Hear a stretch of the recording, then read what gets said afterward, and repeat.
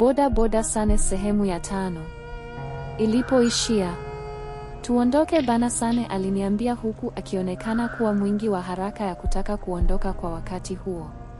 Sikumjibu kitu. Nilichokifanya nilivua tisheti yangu nyeusi iliyokuwa kisha nikabaki na vest nyeupe iliyokuwa imenibana vyema.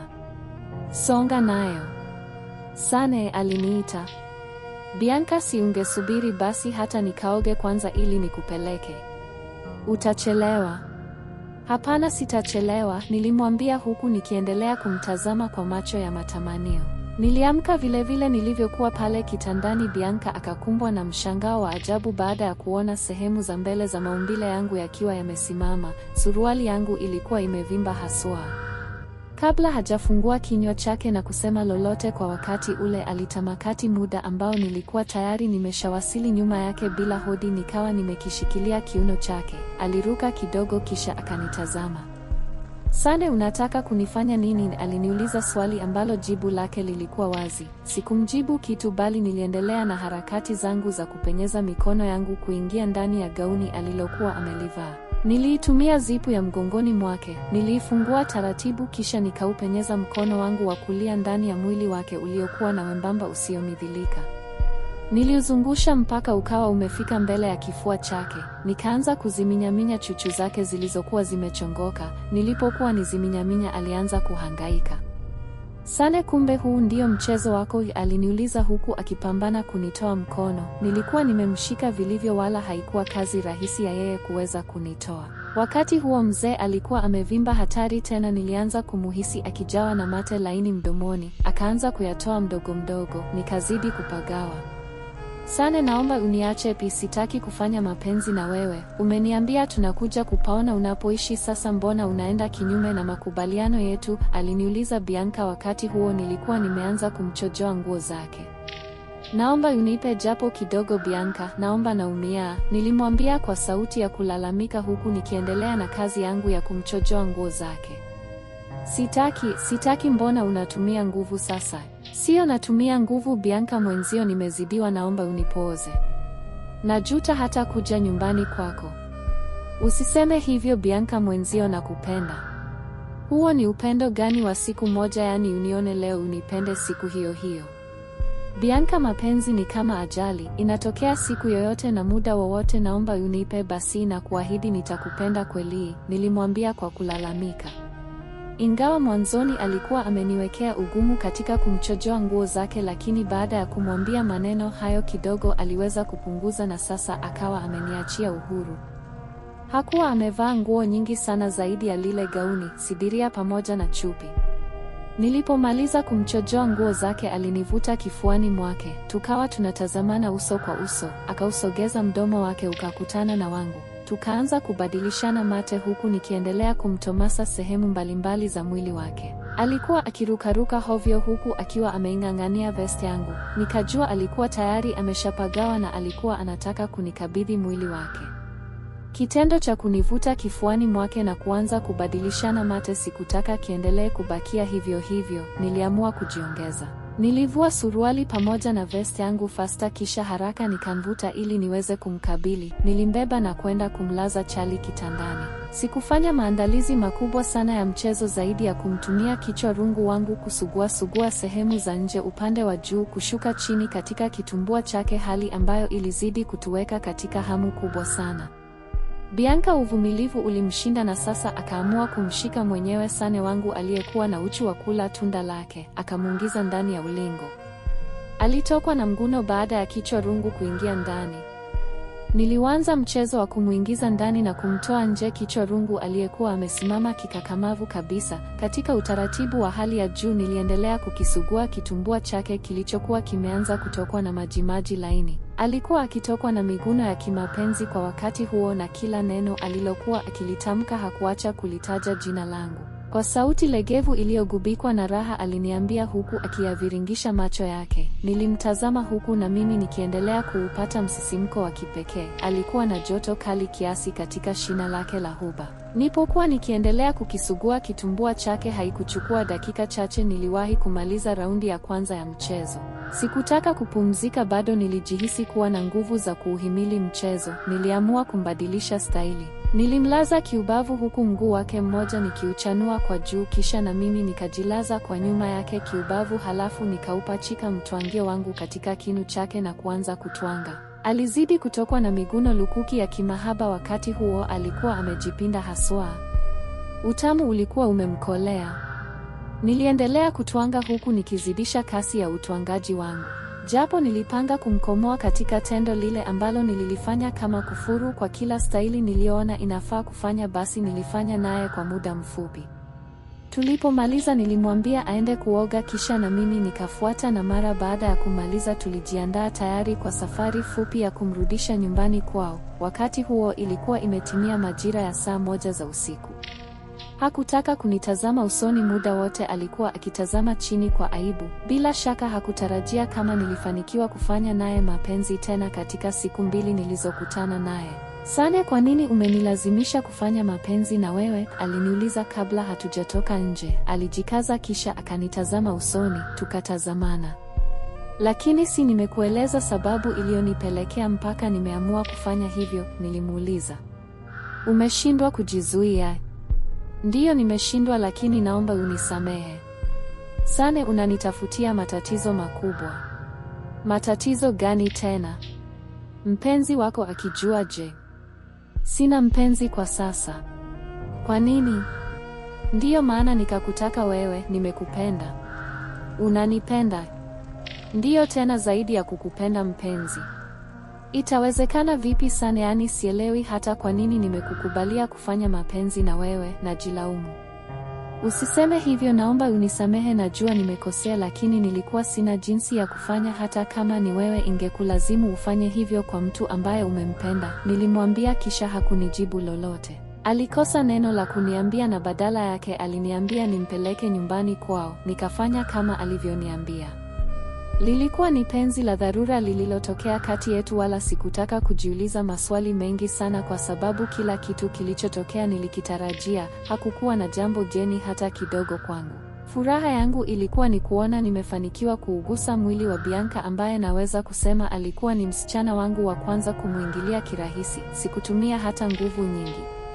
Mapenzi niliyofanya naye pamoja na uhodari wangu wa kitandani, niliamini kuwa iwe isiwe lazima ningefanikiwa kuuteka mfumo mzima wa ubongo wake. Niliamini angeweza kunikumbuka. Nilipitia katika mgahawa mmoja usiku huo nikala chakula. Nilipomaliza nilirejea katika chumba changu. Nilijihisi kuchoka sana na nilihitaji kupumzika kwa muda huo.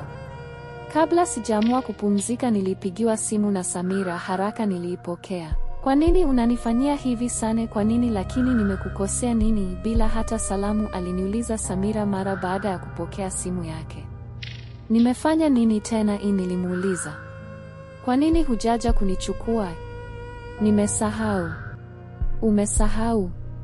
Tangu lini umeanza kusahau Sane? Nina mambo mengi sana kichwani, usiponikumbusha lazima nisahau. Nimekukosea nini Sane? Hujanikosea kitu, mbona sikuelewi? Halafu unanipigia simu unaanza lawama, hujui nipoje, naumwa au la? Basi naomba unisamehe Sane. Utajua mwenyewe, nilimwambia kisha nikamkatia simu. Haikuchukua muda akanipigia tena, nikapokea. Nini? Nilimuuliza kwa ukali. Sane, upo sawa lakini? Ndiyo nipo sawa, sema shida yako. Kuna kitu nataka nikuambie. Kitu gani? Ila sidhani kama itakuwa ni sahihi kukuambia kwenye simu. Wewe niambie tu. Nimechoka kwanza. Nakupenda Sane, naomba uamini niyasemayo. Nilikataa kukubalia ombi lako ili nikuchunguze tabia yako na mwenendo wako pia, lakini nashangaa nashindwa kukuchunguza na badala yake nazidi kujiumiza. Kweli nakupenda, nimekukubalia ombi lako, naomba basi usiendelee kunitesa kiasi hicho, naumia, aliniambia Samira, maneno ambayo naweza kusema yalizaa penzi lingine jipya. Kitendo cha Samira kunipigia simu na kuniambia alikuwa ananipenda kilinifanya nizidi kujiona mwanaume niliyekuwa na nyota kali mno. Haikuwa rahisi hata kidogo kuamini kama kuna siku ningeweza kumpata msichana huyo, japo niliwahi kumweleza ukweli wa hisia zangu, lakini alionekana kutozijali. Unasema kweli Samira au unanizingua? Nilimuuliza kwa sauti ya kukoroma. Nakupenda ukweli, wala sikutanii, alinijibu. Na huyo jamaa yako je? Jamaa gani? Huyo mpenzi wako ambaye uliniambia yuko Marekani. Sina mpenzi. Kwa hiyo ulikuwa unanidanganya? Hapana, nilikuwa naye, lakini ni muda sasa umepita tangu nilipoachana naye. Muda gani umepita? Miezi 7. Kwa nini mmeachana? Ni stori ndefu, ila kiukweli nilitokea kuyachukia sana mapenzi. Sikutaka kujiingiza tena katika ulimwengu huu, hata pale nilipokuwa najaribu kuzizuia hisia zangu zisiweze kukubalia ombi lako. Na shangaa najikuta na kufikiria kila wakati. Nafsi inaniuma na moyo nao nahisi unahitaji kuwa na wewe. Sijui hata ni kwa nini. Aliniuliza swali ambalo jibu lake lilikuwa ni mapenzi. Kwa muda ambao niliendelea kuzungumza naye, nikajikuta usingizi wote ukiwa umenitoka. Sikuwa na lepe hata moja la usingizi, japo nilikuwa nimechoka kutokana na mechi kali niliyokuwa nimetoka kucheza na Bianca, lakini sikutaka hiyo iwe ndiyo sababu ya kunifanya nilale kizembe. Niliendelea kuzungumza naye. Kwa hiyo unataka kusema nini? Nilimuuliza. Nakupenda, nipo tayari kufanya lolote kwa ajili yako, ila naomba usije ukaniumiza. Usiogope, mimi siwezi kukuumiza. Sane, unasema kweli? Niamini. Naogopa sana kuumizwa. Siwezi kukufanyia ukatili wa kinyama kiasi hicho, nilimjibu. Kama unavyoyajua tena, mapenzi ya mwanzo huwa hayana kikomo cha kuzungumza. Siku hiyo tuliitumia katika kuzungumza. Muda wa mazungumzo ulipoisha, tulihamia katika chatingi. Tulichat sana mpaka ilipofika majira ya saa 8 za usiku. Nilimwambia alale ili asichelewe kazini. Huo ndio ulikuwa mwanzo rasmi wa penzi langu na Samira. Alionekana kunipenda sana, hakutaka kusikia nina mwanamke mwingine zaidi yake. Hiyo haikuwa kazi hata kidogo. Nilichoamua kukifanya, nilimwahidi na maisha yaliendelea, huku kazi yangu ya kumfuata kila siku asubuhi na kumpeleka kazini Posta nikiendelea nayo, lakini safari hii iligeuka kuwa kazi isiyokuwa na malipo. Kwa muda ambao nilikuwa nikiutumia kuwa na Samira katika penzi hilo jipya, Bianca hakuwa mbali katika kuuliwaza moyo wangu kipindi ambacho Samira alikuwa kazini. Niliutumia ubize wake katika kuwasiliana na Bianca ambaye niliendelea kuwa naye, na kwa wakati huo na yeye alikuwa ameshakolea penzini. Alichokuwa anakitamani kutoka kwangu ni siku moja kuona anakuwa mke wangu halali. Utanioa kweli? Aliniuliza Bianca siku moja mchana. Wakati huo tulikuwa ndani ya chumba changu. Ndiyo, lazima nikuoe, ondoa shaka, nilimjibu, kisha nikaanza kumpapasa sehemu za mwili wake. Akaonekana kusisimka mno, na mimi nikaitumia nafasi hiyo katika kumuingia kiakili mpaka akajikuta tayari nimeshamvua nguo zake, na mimi nilikuwa tayari nimeshavua zangu kwa wakati huo. Kitu kilichokuwa kikifuata ni kufanya mapenzi. Nilifanya mapenzi na Bianca mpaka pale ambapo tulimaliza, huku kila mmoja akiwa ameridhika. Nilihakikisha namsugua vizuri kila kona ya kuta za goli lake nililoingia pekupeku. Nilipomaliza kufanya mapenzi na Bianca, niliamua kutumia akili ya ziada kumuondoa ili niweze kwenda Posta kumchukua Samira, ambaye kwa wakati huo alikuwa tayari ameshaanza kunipigia simu na kunitumia ujumbe. Kwani kuna nini Sane, mbona sikuelewi? Aliniuliza. Kuna sehemu nataka kwenda kumchukua abiria sasa hivi, nilimjibu. Huyo abiria na mimi nani mwenye umuhimu? Hayo maswali ndiyo siyatakagi, nimekuambia na kwenda kumchukua abiria. Sasa unavyoniuliza hivyo unamaanisha nini? Basi yaishe, ila siku nyingine naomba ukiwa na mimi uwe na mimi tu, sitaki kusikia kuhusu abiria wako, aliniambia.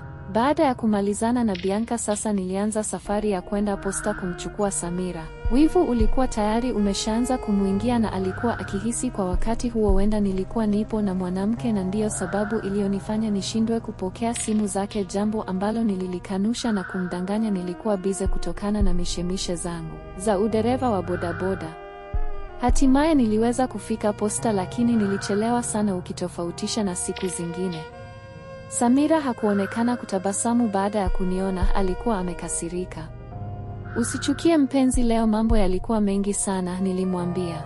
Mambo gani hayo wakati umetoka kwa wanawake zako? Aliniambia huku akiwa ameubetua mdomo wake. Hapana.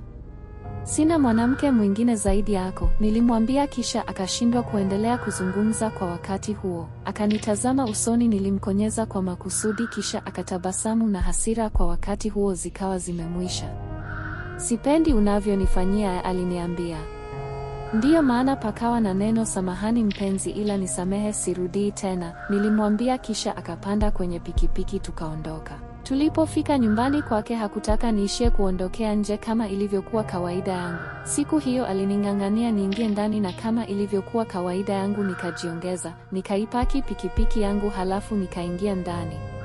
Karibu mpenzi, alinikaribisha baada ya kuingia sebuleni kwake, kisha nikakaa kwenye kochi. Asante, nilimjibu huku nikianza kuyaangaza macho yangu kila kona ya sebule hiyo iliyopambwa na mapambo ya kila aina. Ilikuwa ni nyumba ya vyumba vitatu pamoja na jiko. Baada ya kunikaribisha aliingia chumbani na baada ya muda mfupi aliweza kutoka huku akiwa katika vazi la kanga.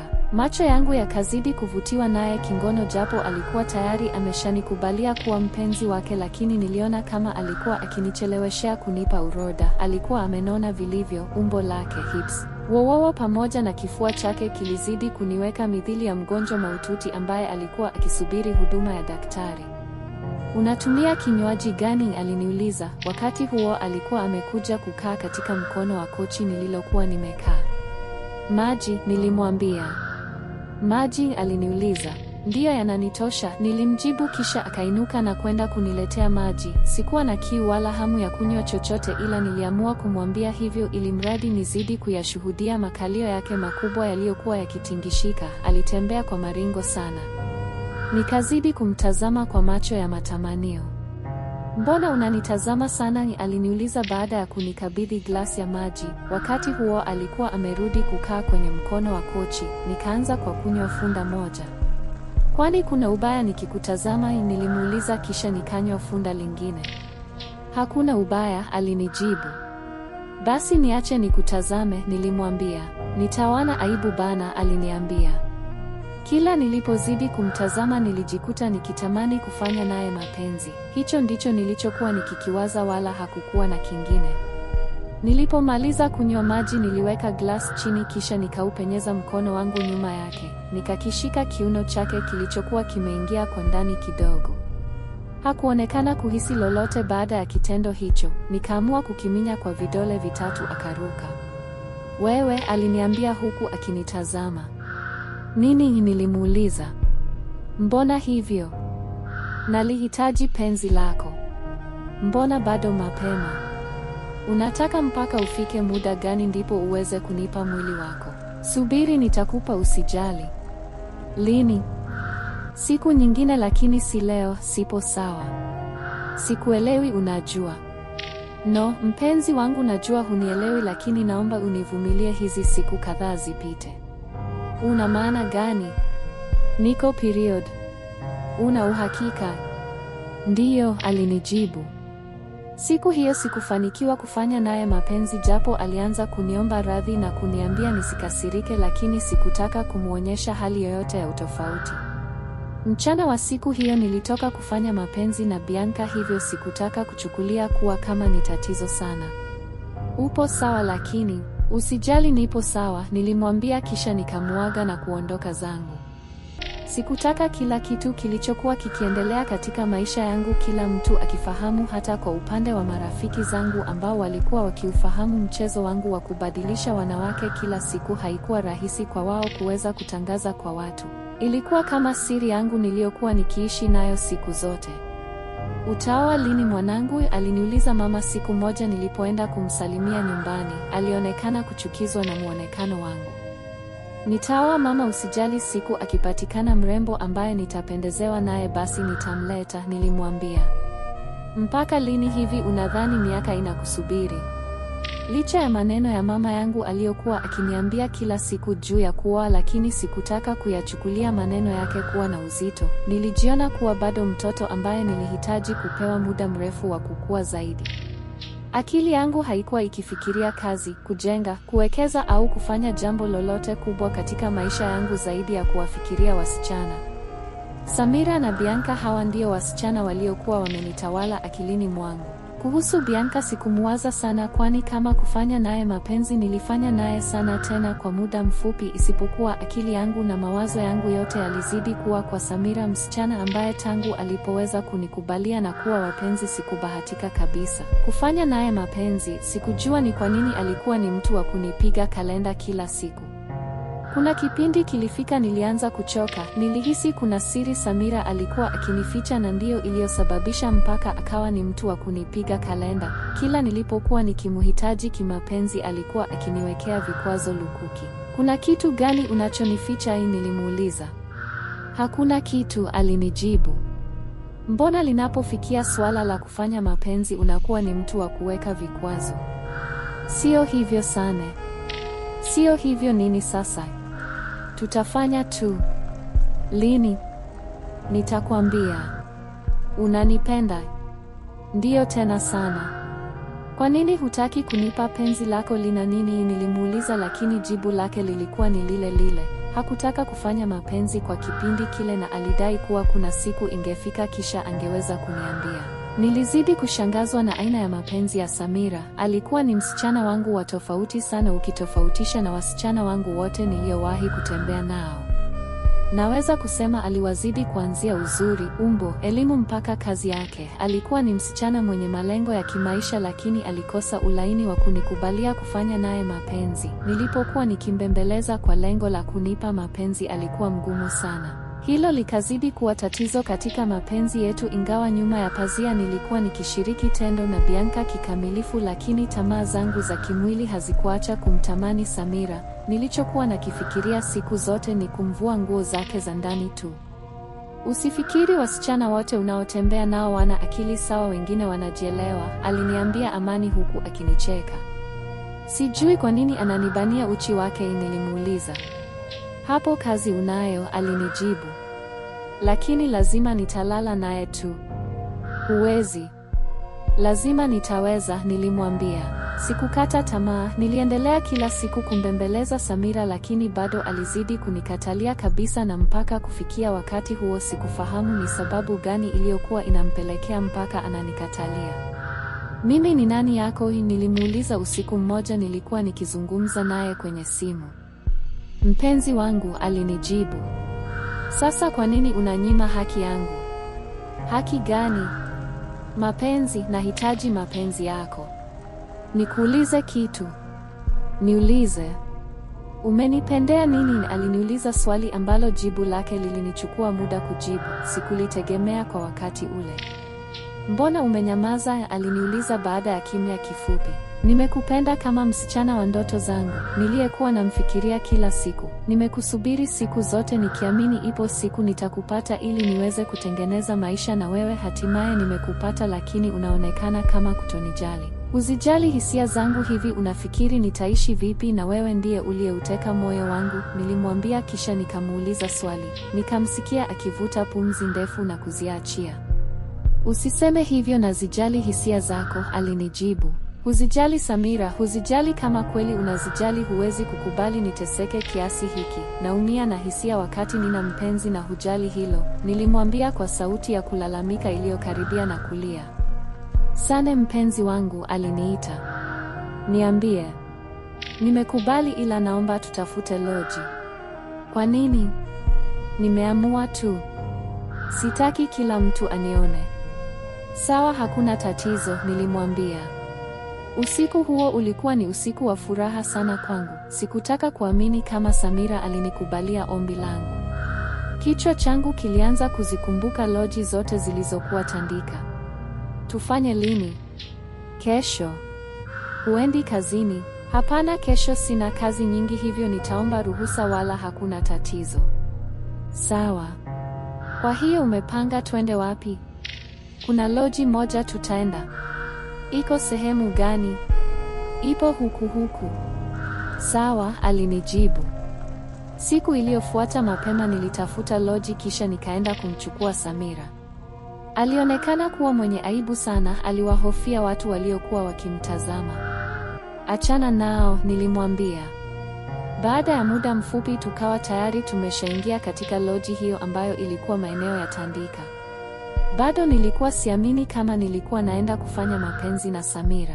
Alinitazama kwa macho ya aibu huku akiving'ata vidole vyake. Hakujua alitakiwa anzia wapi kwa wakati huo ambapo tulikuwa tumekaa kitandani. Sikutaka kuruhusu muda wa mazungumzo kwa wakati huo. Nikaanza kumpapasa taratibu kuanzia kifuani kushuka mpaka kwenye mapaja. Mwili wake ukazidi kuniweka katika hisia kali mno. Nilikuwa tayari nimeshapandwa na mizuka. Niliendelea kumpapasa kila sehemu ya mwili wake mpaka pale alipoanza kupandwa na mihemko. Akaanza kulegea taratibu huku akinitazama kwa macho legevu.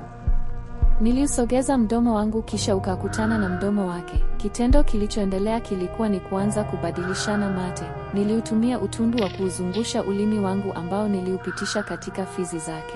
Wakati huo mikono yangu ilikuwa bado ina kazi ya kumpapasa. Sikutaka kuendelea kuwa mzembe wa kunywa juisi ya mlenda wakati mtoto alikuwa tayari ameshahama dunia nyingine. Nilichoamua kukifanya ni kuanza kumvua nguo zake. Nilipomaliza nikazivua na zangu. Macho yangu yakapata wasaa wa kumtazama kwa mara ya kwanza akiwa uchi wa mnyama. Nikatabasamu kisha nikambusu tumboni. Wakati huo alikuwa amelala kitandani. Alionekana kuwa mwenye aibu sana. Macho yake alikuwa ameyafumba kwa kutumia viganja vyake. Sikutaka kuzijali aibu alizokuwa nazo kwa wakati huo. Nilichokuwa nimedhamiria kukifanya ni kufanya naye mapenzi tu. Wakati alipokuwa amelala pale kitandani huku akiwa ameyafumba macho yake, nikaanza kumlamba chuchu zake huku nikiwa kama nazingata kwa kutumia lips zangu. Alitokwa na mguno huu baada ya kumfanyia mchezo huo. Sikukoma, niliendelea kufanya hivyo katika chuchu zote. Hali ilibadilika sasa, yale macho aliyokuwa ameyafumba akawa ameyafumbua. Akawa ananipapasa kichwani huku akishuka mgongoni nilipokuwa nikiendelea kuzilamba chuchu zake. Alizidi kutokwa na miguno. Nilijitoa ufahamu kisha nikaanza kutembea na ulimi tumboni mwake mpaka pale nilipofika kisimani. Aliguna kisha akavuta pumzi ndefu na kuziachia kwa pupa. Nikaanza kazi ya kusafisha kisima huku nikitumia kidole changu kusugua katika kile kiharage. Akaanza kutokwa na lugha za ajabu ajabu. Sikuishia hapo, nikaendelea kumuonyesha utundu wangu katika kumwandaa. Sane basi naumia, aliniambia. Wakati huo nilikuwa nimeshahama kutoka pale kisimani, nilikuwa nimehamia upande wa masikioni. Nilikuwa kama kuna kitu nataka kumnong'oneza. Aliponiruhusu nifanye hivyo, nikaanza kuutumia ulimi wangu kulamba sehemu za ndani za sikio lake. Kitendo hicho kikazidi kumfanya atokwe na ukulele mkubwa sana huku akiwa amenikumbatia kwa nguo. Basi hii inatosha, naumia, aliniambia kisha akanitaka niingie mchezoni. Kabla ya kufanya hivyo nilimwambia acheze na mtwangio wangu aliyekuwa amekasirika kwa wakati huo, lakini kitu cha ajabu alikataa kufanya hivyo. Ilambe basi kwanza, nilimwambia. Siwezi mpenzi, ingiza tu, aliniambia. No. Mpaka uilambe. Siwezi kufanya hivyo. Ingiza mpenzi, aliniambia. Nilichoamua kukifanya, nilitumia mate yangu kuulainisha mtwangio wangu ambao ulikuwa umesimama kikakamavu kabisa. Nilipomaliza nilimrudia Samira, nikampanua mapaja yake akawa amelala staili ya kifo cha mende. Nikauingiza mtwangio. Alianza kutokwa na miguno nilipoanza kazi ya kutwanga kinu. Kila sekunde iliyokuwa inapita nilizidi kuongeza kasi ya kutwanga, hali ambayo ilizidi kumfanya Samira azidi kutokwa na miguno lukuki pale kitandani. Kila sekunde iliyokuwa inapita nilizidi kuongeza kasi ya kutwanga, hali ambayo ilizidi kumfanya Samira azidi kutokwa na miguno lukuki pale kitandani. Alianza kuyakusanya mashuka yaliyokuwa yametandikwa vyema pale kitandani. Aibu zilikuwa zimemtoka. Akazidi kunitazama huku macho yaliyolegea yakinidhihirishia raha aliyokuwa akiipata kwa wakati huo. Niliendelea kutwanga kinu huku hisia nazo zikizidi kunipanda. Nikaanza kutokwa na miguno. Nilikuwa nakaribia kuwatoa wazungu weupe na baada ya sekunde chache nikawa tayari nimeshawatoa. Niliwamwagia ndani. Tulibadilisha staili kama 8 na kila staili niliyobadilisha nilihakikisha na mtwanga vilivyo kinu chake. Sikumwacha mbali katika kuyatoa mashuti yake. Alikuwa mwepesi wa kufunga magoli ya mfululizo na mpaka mwisho wa mchezo alikuwa amefunga magoli yasiyokuwa na idadi. Siku hiyo tulilala katika loji hiyo huku mchezo ukiwa ni huo huo usiku kucha. Nilihakikisha namaliza hasira zangu zote. Baada ya kupita miezi mitatu maisha yangu yalibadilika kwa asilimia kubwa sana. Samira alikuwa akinipa pesa ambazo nilizitumia katika kubadili muonekano wa chumba changu. Alinibadilisha kwa kiasi kikubwa sana, nilikuwa nikipendeza. Niliishi maisha hayo huku nikiendelea kumchanganya na wasichana tofauti tofauti niliokuwa nikikutana nao mpaka pale siku moja ambapo niliweza kupigiwa simu na Bianca. Nilipopokea alikuwa akilia kwa wakati huo na sikujua ni nini kilichokuwa kinamliza. Kuna nini? Naumbuka sana. Unaumbuka na nini? Mbona sikuelewi? Nina mimba yako. Una mimba yangu? Ndiyo, nina mimba yako, alinijibu. Sikutaka kuamini kile alichoniambia Bianca. Nilihisi kuchanganyikiwa kwa muda baada ya kusikia maneno hayo. Kama haitoshi, nikapata pigo lingine tena. Nilipigiwa simu na namba ngeni. Nilipopokea ghafla, nilipata vitisho vikali kutoka kwa mwanaume aliyejitambulisha kuwa ni mume wa Samira. Aliniambia nikae mbali na mwanamke wake huyo, la sivyo nilikuwa najihatarishia usalama wa maisha yangu. Itaendelea.